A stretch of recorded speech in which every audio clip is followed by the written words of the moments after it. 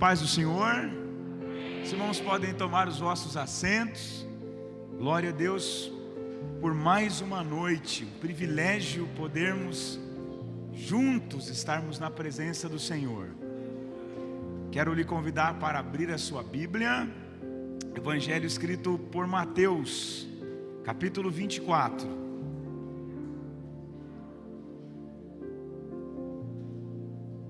Vamos ler a partir do versículo 1. Agradeço o convite, pastor Bruno, pela confiança, o grupo Adonai, os irmãos João Esposa, todos os integrantes. Que Deus continue abençoando a vida de todos vocês de uma forma especial. Deus abençoe Diego, Gabriel, tá aí, amigão, nos congregamos juntos.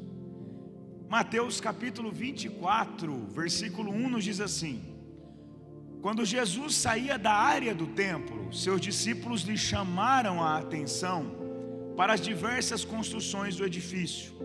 Ele, porém, disse: estão vendo todas estas construções? Eu lhes digo a verdade, elas serão completamente demolidas, não restará pedra sobre pedra. Mais tarde, Jesus sentou-se no Monte das Oliveiras. Seus discípulos vieram até ele em particular e perguntaram: diga-nos, quando isto tudo vai acontecer?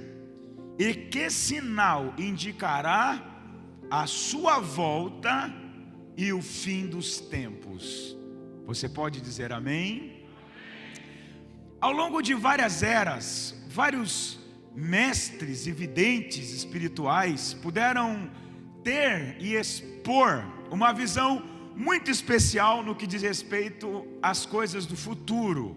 Porém, o discurso que é considerado o mais profundo e detalhado do gênero fora descortinado há mais de 2000 anos atrás, no alto de uma colina nos arredores da antiga cidade de Jerusalém, onde um pequeno grupo que buscava a verdade estavam reunidos com o seu mestre, um carpinteiro que havia se tornado pregador, a saber, Jesus de Nazaré.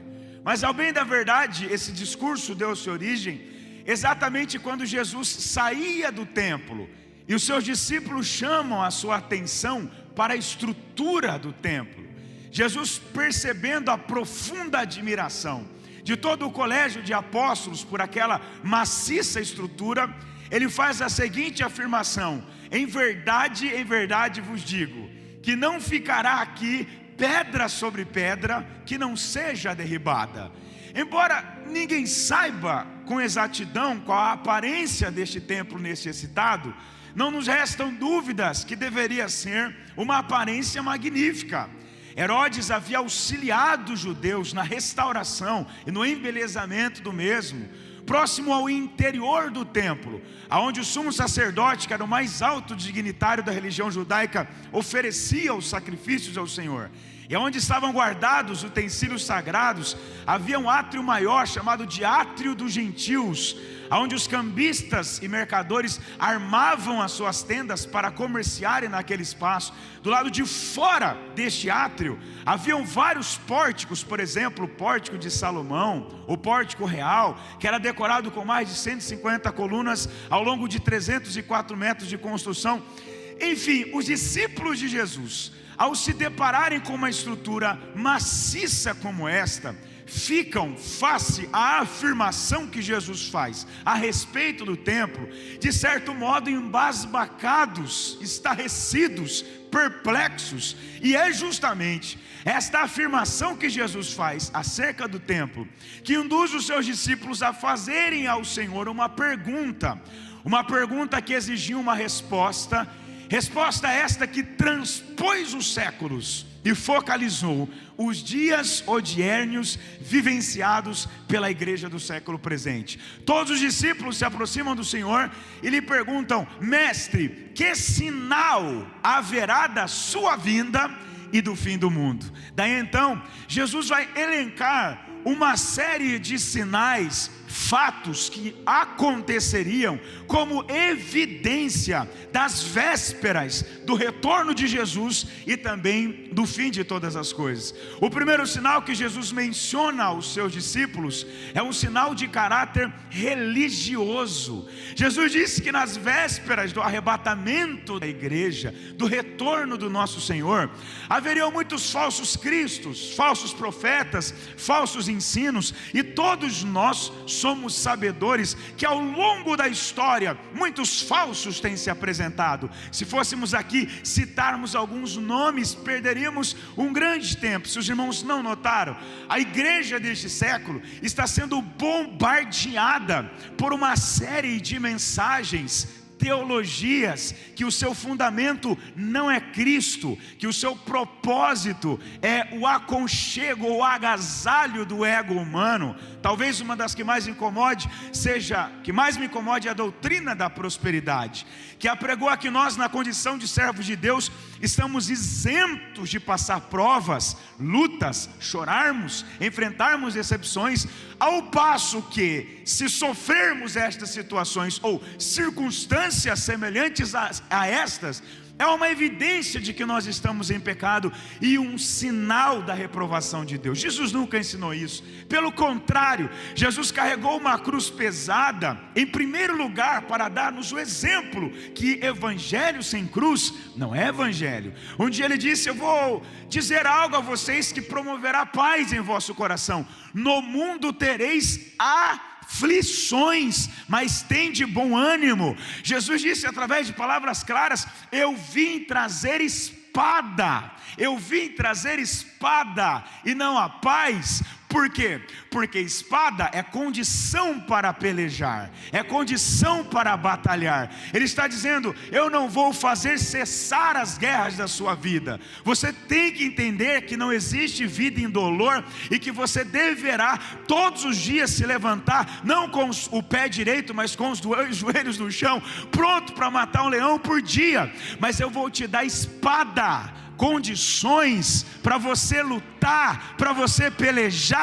Eu estarei contigo. Jesus disse: eu estarei convosco todos os dias até a consumação dos séculos. No dia da angústia, Ele está dizendo: eu estarei convosco. No dia de alegria, eu estarei convosco. No dia que você estiver desanimado, eu estarei convosco. No dia que a tristeza bater, eu estarei convosco. No dia que você estiver fraco, sem forças, com as percepções turvas e confusas, eu estarei convosco. E esta é a nossa esperança. Talvez essa teologia nos nossos dias tem sido apresentada, travestida da teologia do coach, com o homem no centro, com palavras que agradam os ouvidos, que massageiam o ego, com uma teoria de que o homem é o centro e de que ele tem condições de impor coisas a Deus, fazer barganhas a Deus.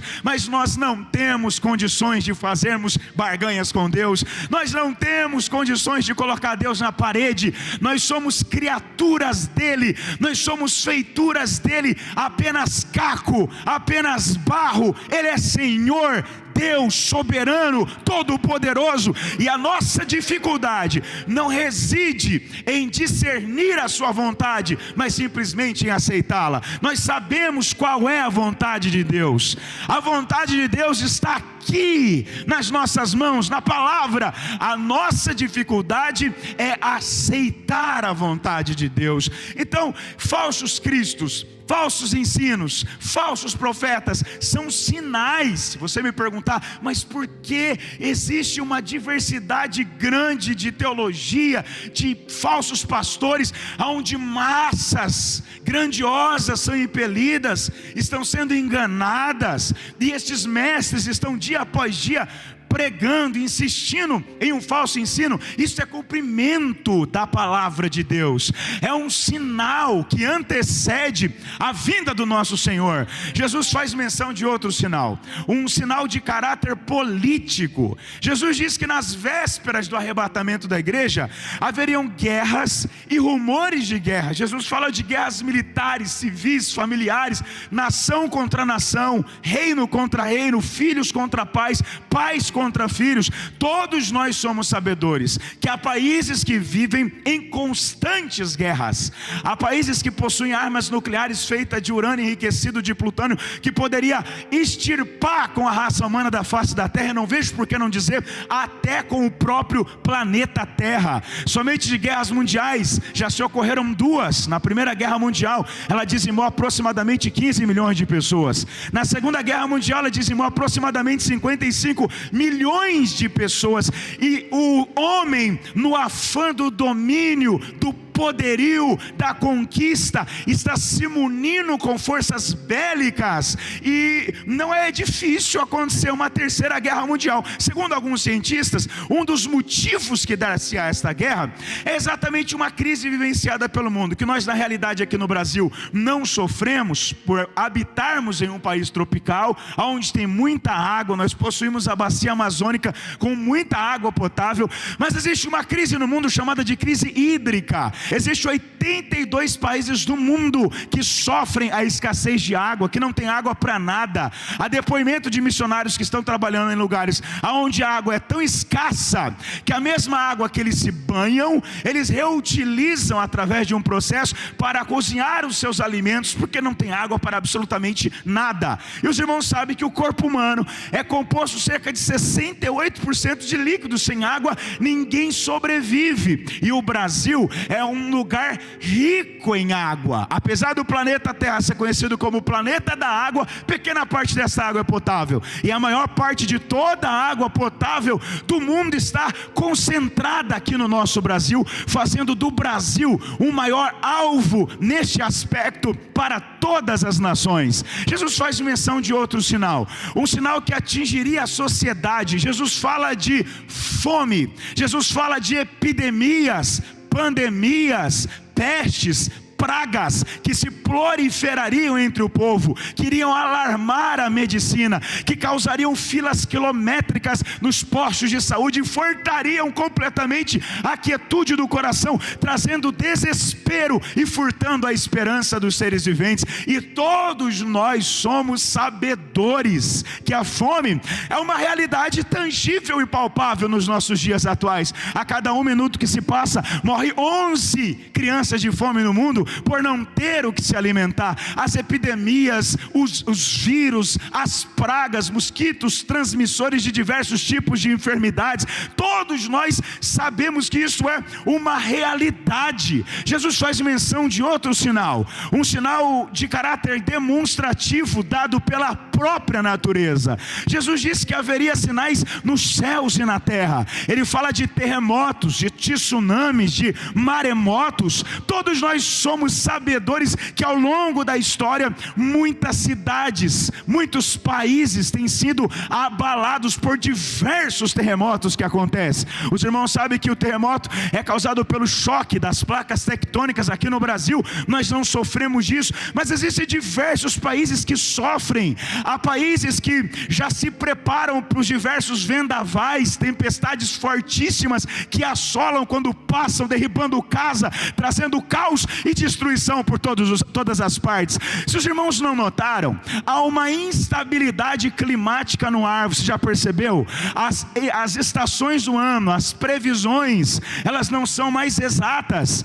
Na época que era para chover não chove, na época que é para fazer frio não faz, na época que é para fazer calor faz frio. Você sai de casa agasalhado, daqui a pouco tempo muda, você está suando feito cuscuz na panela. Você sai de casa desprovido de agasalho, daqui a pouco tempo fecha, esfria e você começa a bater os queixos. Há uma instabilidade climática no ar, as previsões não são exatas. O ser humano sofre e não percebe que a própria natureza está anunciando, gritando constantemente que o nosso Senhor Jesus está às portas, Ele está voltando para buscar a sua igreja. Ele vem vindo aí para nos tirar desta terra, no sentido figurado da palavra, porque quando a trombeta soar, nós seremos tirados daqui, e nós vamos encontrar o Senhor, e para sempre estaremos com Ele. Aqui nesse texto, Jesus faz menção de outro sinal, um sinal de caráter religioso, e de caráter espiritual, aliás. E esse sinal se divide em 3 grandes eventos. O primeiro evento é exatamente a proliferação de escândalos dentro do próprio contexto evangélico. O segundo evento é a intensidade da perseguição que aumentar-se-á contra a igreja. E o terceiro evento é o esfriamento do amor. Quando eu falo do amor que tem se esfriado, eu penso que pelo menos 2 tipos de amores têm se esfriado na igreja. O primeiro é o afeto natural pelo próximo, e o segundo é o primeiro amor, em que Cristo requeriu da igreja de Éfeso. Você se lembra do que a Bíblia diz em Apocalipse capítulo de número 2? Jesus começa a falar acerca de algumas virtudes que faziam parte do caráter daquela igreja, virtudes estas apreciadas por ele, mas a mesma igreja foi censurada por Jesus pelo abandono do seu primeiro amor, das suas primeiras obras. Pode notar, busque na sua memória, quantos antigamente eram uma bênção, eram tochas acesas na mão de Deus, tinham um brilho no rosto, um fervor espiritual, caminhava conosco, hoje estão parados, estagnados, sem vida, sem graça, não conseguem mais sentir Deus, não conseguem mais perceber Deus. Mas uma boa notícia é que um dos únicos sinais que restam para Jesus voltar e tirar a sua igreja da terra é o grande despejar de forma plena do Espírito Santo. Então ouça o que este pregador irá lhe declarar essa noite. Antes de Jesus voltar para arrebatar a sua igreja, Ele vai derramar do seu Espírito sobre toda a carne. A igreja provará de um grande avivamento, de modo que quem está fraco vai receber força, aquele que está caído vai se levantar, aquele que está desanimado vai receber ânimo, e para sempre nós estaremos com o Senhor nos céus. Essa é a nossa esperança. Aleluia! Quando eu olho para o Salmo de número 23, para o Salmo de número 22 e para o Salmo de número 24, eu encontro o salmista de forma profética e poética, anunciando 3 fases na vida e no ministério terreno de Jesus, que também apontam para 3 fases na vida da igreja do arrebatamento. A primeira fase está no Salmo de número 23, onde ele apresenta Jesus como bom pastor, que conduz as águas tranquilas, que unge a cabeça com óleo, que prepara uma mesa diante dos inimigos, que faz o cálice transbordar. Mas ele chega de uma forma profética e não cronológica ao Salmo de número 22, onde ele começa a proferir palavras em que Cristo ia dizer na cruz, como por exemplo: Deus meu, por que me desamparastes? Onde ele cita atos que ocorreriam durante a crucificação, como o leilão das próprias vestimentas de Jesus. Mas ele não para por aí, ele chega ao Salmo de número 24, Alex, que de uma forma linda ele descreve a entrada de Cristo Jesus aos céus pós a sua ressurreição. Assim como Jesus passou por estes 3 salmos, a igreja do arrebatamento também vai passar, e eu julgo que a mesma está vivendo o Salmo de número 23, das águas tranquilas, do cálice transbordante, da cabeça ungida com óleo. Mas vai chegar um dia que as coisas vão se estreitar mais, e nós vamos passar pelo Salmo de número 22, mas não é para nós desistirmos, retrocedermos, olharmos para trás, abandonarmos a nossa cruz, mesmo que a cruz esteja pesada, porque nós iremos trocar esta cruz pesada do Salmo de número 22 por uma coroa de glória, lá no Salmo de número 24, parece que vejo Jesus sendo em forma de Deus. Ele não teve por usurpação ser igual a Deus, mas aniquilou-se a si mesmo, despojando despojando-se de seu poder, domínio, autoridade e glória, e assumiu a forma de homem e de servo, e ele veio e palmilhou a via dolorosa da cruz. Jesus veio, foi humilhado, cuspido, vilipendiado, e sorveu um cálice que continha um sofrimento sem precedentes, jamais visto na história da humanidade, e morreu crucificado, mas ao terceiro dia ele ressuscitou. Se apresenta a 2 mulheres, depois aos 11, fica no espaço de 40 dias na terra, com provas inefáveis de sua presença física, até que chega o último dia de Cristo em forma física na terra. Tinha uma multidão de aproximadamente 500 irmãos. Jesus começa a tecer as suas últimas orientações, a dizer: fiquem firmes na promessa do Pai, porque vocês vão receber a virtude do Espírito que virá sobre vós, e ser-me-eis testemunhas, tanto em Jerusalém, como em Judéia, Samaria e até os confins da terra. E quando Jesus diz isso, parece que vejo, ele começa a quebrar a lei da gravidade e começa a subir, e quando ele está mais ou menos na altura da cabeça dos discípulos, lá no céu, os anjos começam a se perguntar: bom, Jesus desceu, morreu, ressuscitou, e vem voltando como um campeão, um vencedor, e todo vencedor que retorna campeão de sua batalha é digno de ovacionação, honras e méritos. O que nós vamos fazer para homenagear Jesus? Alguém diz: ô coral celestial, bora cantar um hino para homenagear Jesus. O coral se prontifica e diz: é para já. Jesus vai adentrando ao céu, quando de repente o coral, coisa mais linda, parecendo o grupo Adonai aqui, começa a cantar e a dizer: levantai, ó portas eternas, a vossa cabeça, levantai, ó entradas eternas, e entrará o Rei da Glória. Aí o outro coral pergunta: mas quem é esse aí, o Rei da Glória que vem entrando? E o outro responde: o Senhor dos Exércitos. Tudo isso acontecia lá no céu. Os anjos estão daqui de baixo, olhando para cima. Cadê Jesus? Desapareceu no meio das nuvens. Quando de repente aparece 2 varões de branco olhando para baixo e dizendo: ó varões galileus, por que estáis olhando para cima? Este mesmo Jesus que vocês foram testemunhas oculares e viram ele subindo, do mesmo jeito ele voltará para vós. Levante a sua mão na altura da sua fé e receba essa esperança renovada em seu coração.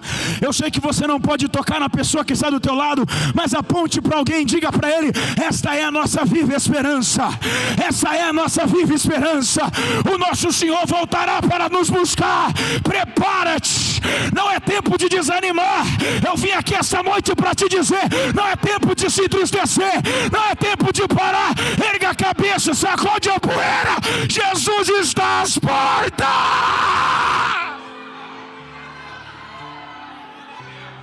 Oh, glória a Deus. Mas a igreja que passará pelo arrebatamento é uma igreja, a igreja que vai ser arrebatada é uma igreja que de algum modo passará por alguns critérios de Deus. O primeiro critério que a igreja do arrebatamento passará é chamado de critério de pureza. Toda noiva judia, antes de apresentar o seu esposo, ela passava pelo processo chamado de mikvê. O que era o mikvê? Ela se banhava com ervas aromáticas como sinal de purificação, para então adentrar-se ao seu esposo. Todos nós éramos portadores de vestimentas manchadas, que devido às nossas mazelas cheiravam mal às narinas de Deus. O dia que Jesus se manifestou nas nossas vidas como Cordeiro de Deus que tira o pecado do mundo, Ele nos conferiu vestimentas limpas. E todos nós temos a responsabilidade de conservar essas vestes limpas até o dia glorioso do seu retorno. Porque nós somos noiva do Cordeiro. O casamento de um judeu era dividido em 3 fases, né? A fase da promessa, a fase do desposo e a fase das bodas, que era a festa, a celebração do casamento. Promessa acontecia quando as crianças ainda eram pequenas. Às vezes os pais prometiam os filhos uns aos outros. O desposo, que era o estado que José estava com Maria, tinha quase o mesmo efeito de um casamento diante de um juiz de paz hoje, com a diferença de que o moço não poderia ter intimidade com a moça. Ele ia preparar uma casa, nesse ínterim ele enviava um amigo, que em nome dele dava presentes à moça, e quando a casa estivesse pronta, ele voltava levava a moça, os familiares e os convidados para a terceira fase, que eram as bodas, que geralmente duravam 7 dias. Eram 7 dias de festa. Me ajuda a pregar, levanta a mão assim, ó. Recebe a autoridade de Deus, aponta para alguém que está do teu lado e diga assim, ó: a promessa foi feita na criação, o desposo foi feito na cruz, Ele foi preparar uma casa, enviou o Espírito Santo, amigo, que nos presenteia com dons espirituais, e Ele está vindo aí para nos levar para as bodas do Cordeiro. Oh, aleluia! Segundo critério que a igreja do arrebatamento passará é chamado de critério de andar com Deus. Houve um personagem no Antigo Testamento que entendeu com clareza esse mistério, e ele foi tão longe com Deus que um dia perguntaram: cadê Enoque? E não se tinha notícias do ser, a não ser Enoque andou com Deus e Deus para si o tomou.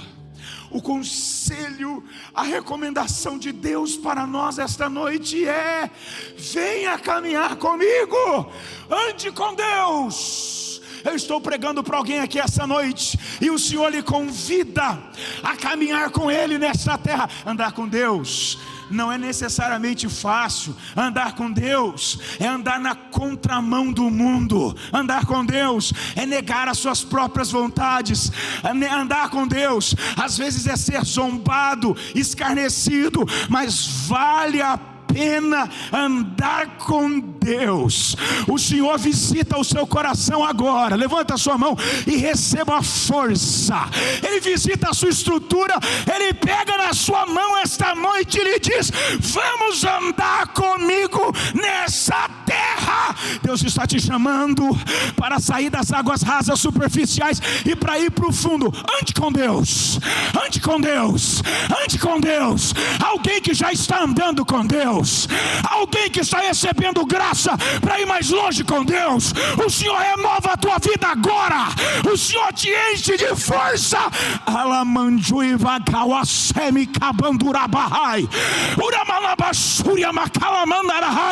Eu estou sentindo a graça de Deus. Receba força para andar com Deus.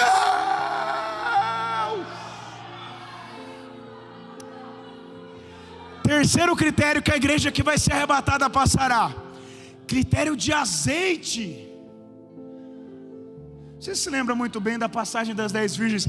As 5 denominadas prudentes levavam azeite em suas vasilhas.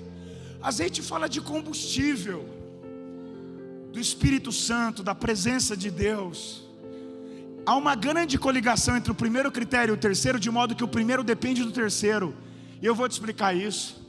É impossível alguém conseguir conservar suas vestes limpas se este alguém não tiver azeite em sua vida. Só o Espírito de Deus nos outorga a capacidade de permanecermos limpos em meio a este mundo caído. Você quer de fato permanecer com as suas vestes limpas?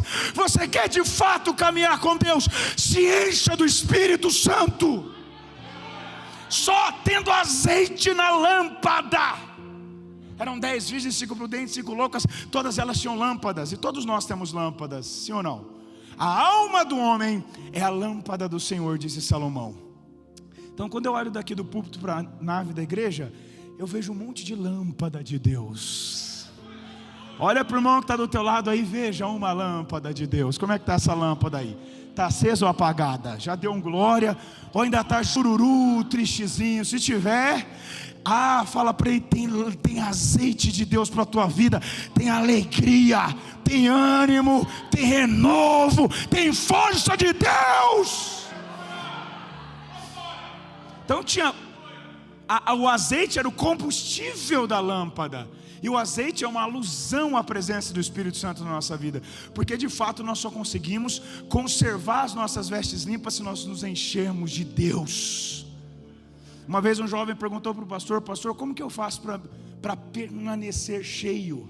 Porque eu vivo altos e baixos. O pastor disse: eu vou de forma didática te ensinar isso. Pega uma peneira e vai no rio e tenta encher essa peneira com a água. E ele entrou no rio com a peneira, com aqueles centenas de microfuros ali existentes, e ele afundava a peneira, e quando ele levantava, a água se esvaía. O pastor falava: pega a água, enche a peneira, e ele enchia e sentia aquele. Só que quando ele levantava a água ia se esvaindo. E aí ele percebeu que a única forma de permanecer com a peneira cheia era quando ela estava dentro do rio. E esse é o segredo para termos uma vida abundante. Não basta vir só no culto da ceia. Esse é segredo na vida espiritual, gente. Não basta pegar a sua Bíblia só para vir para o culto. Não basta orar só quando for comer. É preciso ter uma busca diária, constante. É por isso que tem culto semanalmente. É por isso que tem oração semanalmente. E aí às vezes você pensa: meu Deus, mas será que precisa disso tudo? Precisa disso tudo. A busca tem que ser contínua. Se de fato queremos estar cheios do Espírito, devemos buscar a Deus de forma contínua. Eu já viajei muito para o Mato Grosso do Sul. Tem algum Mato Grossense aqui? O símbolo do Mato Grosso do Sul é a garça, aquela da notinha de R$5. E a garça é um mistério, porque você nunca vai ver uma garça com as suas plumas manchadas. E não é porque ela é cuidadosa, é porque Deus criou através da lei da natureza que ela liberasse um óleo natural. Então quando a garça está andando no meio do brejo, é mais ou menos assim: o lodo está por lá, a sujeira está por lá, mas nem o lodo e nem a sujeira tem o poder de emporcalhá-la, tem poder de obstruir o seu ato de voar ou manchar as suas plumas, porque Deus criou através da lei da natureza nas plumas da garça um óleo natural. Teve gente que já entendeu isso aí. Permita-me esta aplicação um tanto quanto simples, mas vai ilustrar com muita clareza o que eu quero transmitir para você essa noite. Nós somos como garças de Deus. Estamos nesse mundo, gente, que vai de mal a pior, e nós só vamos conseguir conservar as nossas vestimentas limpas se nós nos enchermos de azeite. No mundo físico, o azeite suja a roupa. Se você for comer uma pizza, colocar azeite e cair na sua blusa, ela vai estar manchada. Mas o mundo espiritual é diferente. O azeite não suja a roupa, o azeite lava a roupa, o azeite não mancha a roupa, o azeite limpa a roupa. Salomão entendeu isso. É por isso que ele disse: em todo o tempo sejam alvas as suas vestes e nunca falte o óleo sobre a sua cabeça. O que ele está dizendo é que crente que tem óleo na cabeça tem vestimentas limpas. Eu não sei qual é o nível do seu combustível essa noite, mas eu quero declarar que o Senhor está nos visitando essa noite e está despejando sobre nós azeite quente. Quem acredita, levanta a mão assim, diga: Senhor, eu quero azeite quente. Diga: Senhor, eu preciso de combustível. Diga: Senhor, eu preciso de graça. Diga: Senhor, se é verdade que só tem como eu caminhar na terra com azeite, despeja azeite sobre a minha vida essa noite. Agora coloca a mão sobre a sua cabeça assim, ó, pela fé, pela fé, pela fé. Aonde houver Jesus, uma mão que está carecendo de azeite, despeja sobre ela azeite quente agora. Toca, Jesus, toca, toca, toca, toca, toca. Receba combustível espiritual, receba azeite quente. Oh, aleluia! 3 coisas acontecerão durante o arrebatamento da igreja. Primeira coisa, a Bíblia diz que os mortos ressuscitarão. Daniel 12:2 nos diz que muitos dos que dormem no pó ressuscitarão, uns para a vida eterna e outros para a vergonha e desprezo eterno. Segunda coisa, neste ínterim em que os mortos ressuscitam, nós seremos raptados da terra. A palavra é raptare ali. Paulo escreve em 1 Tessalonicenses capítulo 4, a partir do verso 16 e 17: e o mesmo Senhor descerá do céu com trombeta de Deus, alarido e voz de arcanjo, e os que morreram em Cristo ressuscitarão primeiro, e depois nós. Olha o que ele diz: nós. Paulo está lhe incluindo, mesmo não sendo testemunha ocular do que nós somos, ele tinha esperança de ser arrebatado. É inadmissível um crente vivendo em pleno século 21, sendo testemunha de tudo o que está acontecendo, não esperar Jesus para hoje, para agora. A qualquer momento a trombeta pode tocar, pode nem terminar este culto, ele continuar nos céus. Eu espero Jesus para hoje, para agora. Arrebatamento na história de carochinha, não é promessa de pastor doido. Arrebatamento da igreja é promessa de Jesus. Este arrebatado, Paulo diz que seria em um abrir e fechar de olhos, mas a palavra abrir e fechar de olhos não tem existência nos textos originais, e nem se emprega o que Paulo quis dizer, porque você pode fechar o olho e abrir quando quiser. Paulo está dizendo que o arrebatamento seria em um abrir e piscar de olhos. Em apenas um minuto você pisca cerca de 23 vezes para a lubrificação de suas córneas, senão elas se secam. Assim será o arrebatamento da igreja. Não vai dar tempo de aceitar Jesus, de voltar para a igreja, de liberar o perdão, de colocar a casa em ordem, de se consertar. O tempo é hoje, o momento é agora. Prepara-te, ó Israel, para se encontrar com o Senhor teu Deus. Neste ínterim que a igreja é arrebatada, a Bíblia diz que a carne e o sangue não herdam o reino de Deus, por isso a nossa carne será transformada. Paulo diz que aquilo que é corruptível se revestirá de incorruptibilidade, aquilo que é mortal de imortalidade. E quando nós chegarmos lá, nós estaremos livres da finitude deste corpo, nós estaremos livres das dores que nos perseguem, das limitações do pecado, das tentações. Lá no céu não teremos nenhum tipo de enfermidade. Lá no céu não tem diabetes, lá no céu não tem colesterol, lá no céu não tem artrite nem artrose, lá no céu não tem câncer, lá no céu não tem depressão, lá no céu não tem angústia, lá no céu não tem tristeza, lá no céu não tem desigualdade social, lá não vai ter grande nem pequeno, bonito nem feio, rico nem pobre, lá não vai precisar nem de eletricidade, porque o próprio Deus vai iluminar toda a cidade. Lá nós vamos andar em ruas de ouro, os muros são de puro jaspe e cristal. Lá não haverá mais lágrimas, porque Deus enxugará dos nossos olhos todas as nossas lágrimas.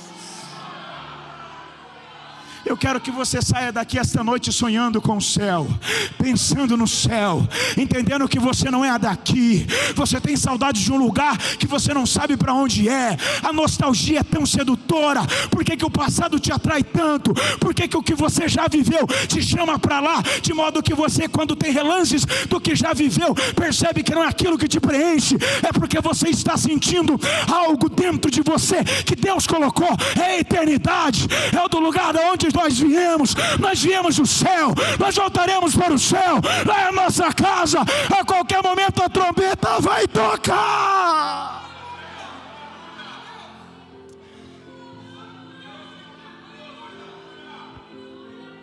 Imagina como será o arrebatamento da igreja. Eles não gostam de anunciar quando uma pessoa é transformada, recebe a palavra e é transformada, tem a sua família transformada, quando milagres acontecem. Mas naquele dia não vai ter como eles ocultarem. Serão trens sem os seus maquinistas, aviões sem os seus pilotos, carros desgovernados, crianças que desaparecerão no ventre de suas mães, pessoas que vão correr de um lado para o outro, procurando seus entes queridos que foram embora sem dizer adeus, sem dizer para onde foi. Pessoas que procurarão as igrejas, os pastores, os crentes, os cristãos verdadeiros, e não vão encontrar. Imagine você de madrugada, o irmão João trabalha em uma empresa, de hora em hora o encarregado vai lá para ver como é que está o trabalho dele. Quando chegar lá, de repente a trombeta toca e o João arrebatado. Aí o empresário, o encarregado chega lá, Era costume para ele ver como é que estava o trabalho. Vai chegar, ele trabalha de madrugada, 1h da manhã, a máquina está sozinha. 2h da manhã, a máquina sozinha. Ele vai estranhar. 3h da manhã, voltou lá, já perdeu todas as peças. A máquina matou, passou da medida, não startou. Aí ele vai começar a procurar aquele funcionário de um lado para o outro. Não vai encontrar. Vai no vestiário, ele não vai estar lá. Vai na cozinha, não vai estar lá. Vai encontrar alguém e vai perguntar: escuta, vocês viram o João? Que João? O Bíblia, o Aleluia, aquele que vivia orando, aquele que vivia falando de Jesus. Não, o João crente, a gente não viu não. Vai continuar procurando. Daqui a pouco ele vai se preocupar e vai dizer: meu Deus, o João não é de fazer isso. Eu vou ligar para o celular dele. Vai cair na caixa postal. Eu vou ligar na casa dele. O que aconteceu com o João? E o telefone do João vai chamar. João foi embora. O que aconteceu? Será que passou mal? Não preencheu um comunicado interno. Mas nem a mulher do João acorda, e o telefone chamando. Mal sabia ele que ela também era crente e foi arrebatada. E o telefone chamando. Amanhã eu falo com o João. Ele vai chegar na sua casa, vai se assentar ali no seu sofá, vai estar assistindo o seu programa de manhã, quando de repente vai vir a notícia. Atenção, telespectadores, interrompemos essa programação para vos dizer que acabou de sumir um povo do interior de São Paulo, da cidade de Santa Bárbara, que fazia barulho até tarde na igreja, que andava sorrindo mesmo sofrendo. Não sabemos o que aconteceu. Vamos voltar com mais notícias. Daqui a pouco vai vir notícia via cabo, via satélite. Não sumiu só em Santa Bárbara não, sumiu em Sumaré, em Campinas, em Valinhos, Jundiaí, em São Paulo, em Piracicaba, em Limeira. Sumiu em todo o estado de São Paulo. Mas não sumiu só no estado de São Paulo não. Sumiu no Mato Grosso, sumiu no Paraná, sumiu em Santa Catarina, sumiu no Rio Grande do Sul, sumiu no Pernambuco, sumiu em Alagoas, sumiu em Rondônia, sumiu no Amazonas, sumiu em Roraima, sumiu lá no Ceará, sumiu no Rio de Janeiro, sumiu em Brasília, sumiu em Goiás. Aí vai vir notícia, não sumiu só no Brasil não, sumiu lá do Japão, no outro lado do mundo, sumiu lá na América, na Europa. O que foi que aconteceu? Será que foi ET? Será que foi disco voador? Será que foi extraterrestre? E alguém vai dizer: não, não foi ET, não foi disco voador, não foi extraterrestre, foi Jesus que voltou e levou o seu povo para o céu.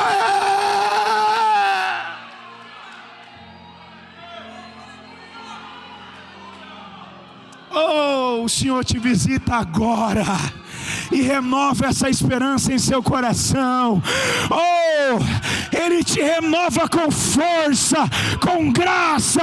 Ele alegra o seu coração. Você é cidadão dos céus. A trombeta vai tocar e nós vamos ser arrebatados.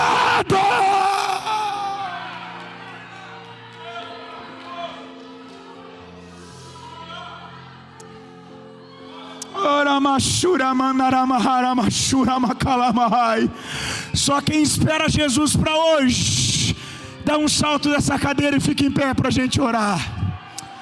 Ora mandu ibagahara suima halaias. Ora mandu biabatura kabashamanda calabacia. Ora macalabashura manarahai. Venha o teu reino, Senhor. Venha o teu reino, Senhor. Venha o teu reino, Senhor. Maranata, Senhor. Maranata, Senhor. Maranata. Você não vai desistir. Você não vai desistir. Deus te trouxe aqui para te dizer: você não vai desistir. Elias, o teu fim não é debaixo do zimbro, ameaçado, triste e deprimido. Elias, o teu fim é sendo tirado dessa terra. O Senhor te visita. Ele remove essa tristeza daí agora. Ele tira essa angústia daí agora. Ele te enche de força, de graça. Receba.